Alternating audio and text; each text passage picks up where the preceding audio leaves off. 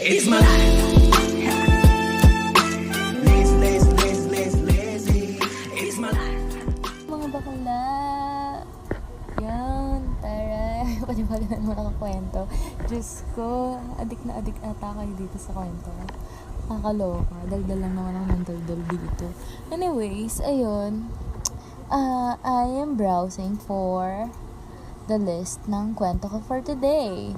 Pero bago ang lahat ng yon, shoutout dun sa taong galit na galit sa akin. Taray, tibay mo din no, sis. Lakas ng effort mo para kagalitan ako lagi sa Curious Cat. Pakilala ka naman, shoutout kita dito ulit. Love you, ingat ka lagi, stay safe mo. Anyway, kamusta kayo?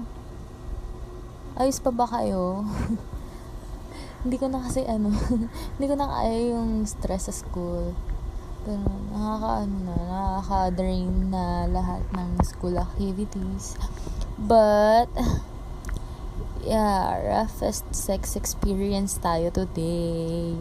Diyos mio. Nagpa-flashback, B. Wait lang ha. Alalahanin ko muna ng maigi. Pero yun, sa lahat ng mga fanatic. Para sa lahat ng mga nagsasana all kay Prince, magsana all ulit kayo dito sa podcast na ito.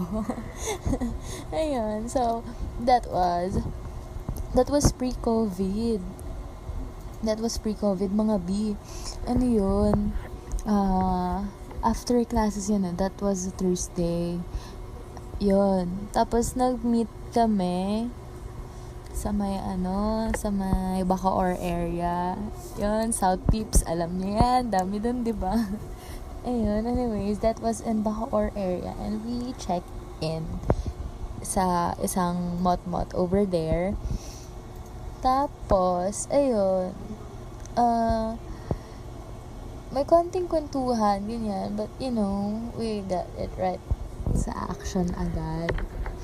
Ayun, at first, the kiss was gentle and all. Tapos, naging sloppy yung blowjob. And, yeah, the foreplay was very bomb as fuck. Like,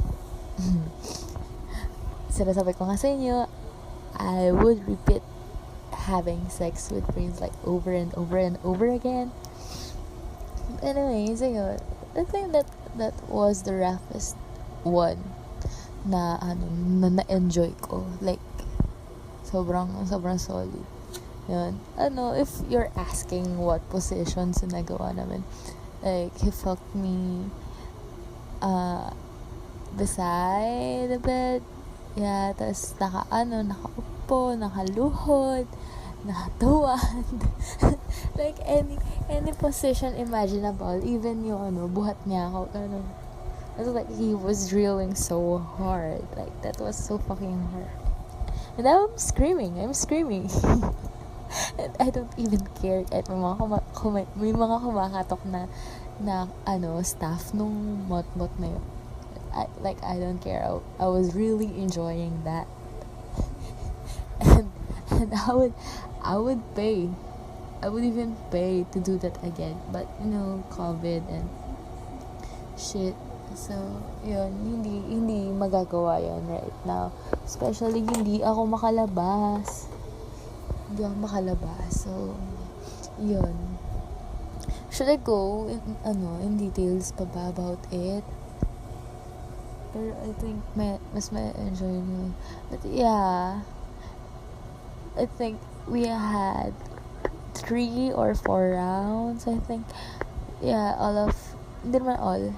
Like, 2 of them were cream pies and 2 is pinutok sa mouth ko. Ayun. That was very rough. Hindi pa naman BDSM shit, pero yung spanking, choking, hair pulling. Binalibag din ako sa kama, And I enjoyed it. Like, hindi naman yung balibag na resting time. Like, yung sobrang rough lang talaga. Ganon. Tapos, he likes to be, dominant over me. Like, he enjoys calling me baby girl. Like, diba? Nag-imagine ko ulit, shit. Sana all ulit may harvest. Okay, sabi ko kung nag-enjoy kayo. Wait lang. Hindi, nakaalala ko kasi. And I cannot focus on my schoolwork right now because of it. Like, tangina, ano ba? Anyways, that will be for tonight. I think. The first one tonight. Ewan ko, pag sinipag ulit ako, after this school shits and business shits, I'll probably record again. Anyways, that's it. I hope you enjoyed this. Ewan ko kung nakikinig talaga kayo. Pero I hope you enjoy my kwentos. I'm super daldal talaga. I'm so sorry. Ayun lang. Thank you. Have fun listening again. And I hope you can tip me soon. Diyos mio. Kwento dito. Hindi kayo nagtitip. Love ya.